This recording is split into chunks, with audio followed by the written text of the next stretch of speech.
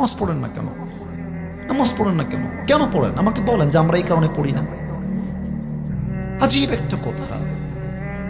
আমাদের উচিত এমন একটা স্লোগান তৈরি করা, বেনামাজি যুবকের সঙ্গে কোনো মেয়ের বিয়ে আমরা দিব না, এবং বেনামাজি মেয়ে যে হবে তার সঙ্গে কোনো ছেলের বিয়ে আমরা দিব না। যুবক ভাড়া নিয়ম করে দেন না, আপনি নিয়ম করে দেন। বাপ বলবে তুই আমার ছেলে, নামাজ পড়বি না, তোকে আমি ত্যায্য পুত্র করে দিব।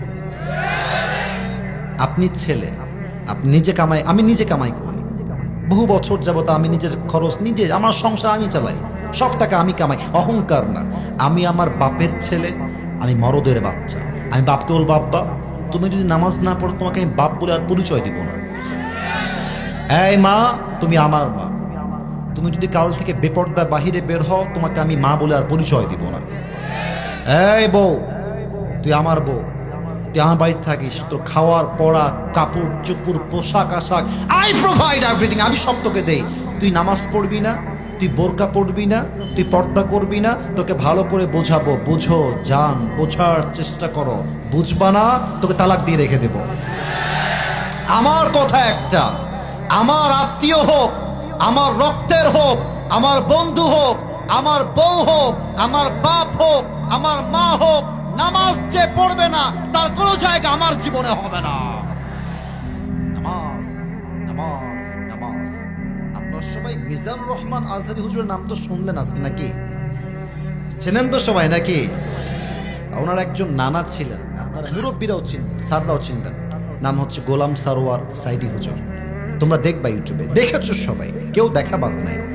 উনি একটা কথা প্রায় বলতেন, নামাজ নাই যার ঈমান নাই তার। নামাজ নাই যার মুসলমান হিসেবে পরিচয় দেওয়ার কোন অধিকার তার নাই। যুবক ভাই আছে কিনা বলো? বেনামাজির রূহ যখন কবজ হয়ে যাবে, বাস নিথর লাশ দুনিয়ায় পড়ে থাকবে। বেনামাজি মুরব্বীর সামনে যখন মালাকুল মউত আসবে, বেনামাজি যুবকের সামনে যখন মালাকুল মউত আসবে, হাদিসে আসে তার দেহের রং হবে নীল, পুরোটাই নীলাভ বর্ণের চেহারা হবে, আর চোখটা হবে লাল টকটকে চোখ। হাদিসে এও আসছে মালাকুল মউতের দেহ হবে বিশাল লম্বা, পা থাকবে জমিনে হেট তথা মাথা থাকবে আকাশ বরাবর বিশাল। তার দেহের কালো পোশাক এতটা ভয়ঙ্কর হবে, হাদিসে আসছে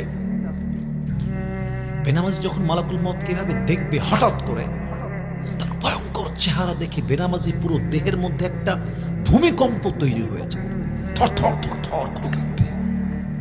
আর বেনামাজির দিকে মালাকুল মউত একটা ধমক দিয়ে বলবে, ইয়া আইয়াতুহান নাফসুল খাবিথা উখরুজি ইলা গাযাবিল্লাহ।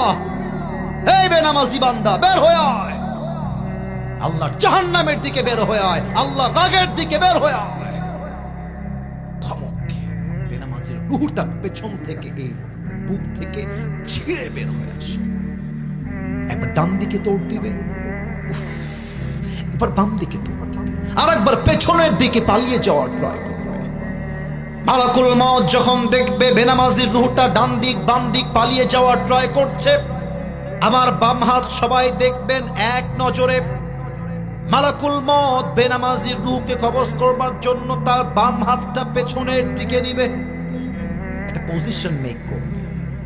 আফটার মেকিং দ্য পজিশন, পেছন থেকে নিয়ে একটা আঘাত করবে বেনামাজির রূহের দিকে। রূহটাকে যখন বুক থেকে ছিঁড়ে বের করবে,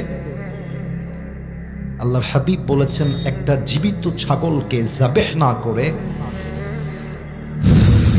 তার চামড়া কেউ যদি তাকে জবাই না করে ব্লেড দিয়ে কেচি দিয়ে ছিঁড়ে ফেলে, ওই ছাগলটার ওই জীবিত অবস্থায় যতটুকু কষ্ট হয়, আল্লাহর হাবিব বলেছেন নামাজি বান্দার রূহটাকে তার চাইতে, বেনামাজি বান্দার রূহটাকে তার চাইতে 70 গুণ বেশি কষ্ট দিয়ে বের করে নিয়ে আসা হবে। নাউজুবিল্লাহ। আচ্ছা আপনারা আমার ওয়াজ বুঝে থাকলে বলেন, এই পরিমাণ কষ্ট কোনো বেনামাজির পক্ষে সহ্য করা কি সম্ভব?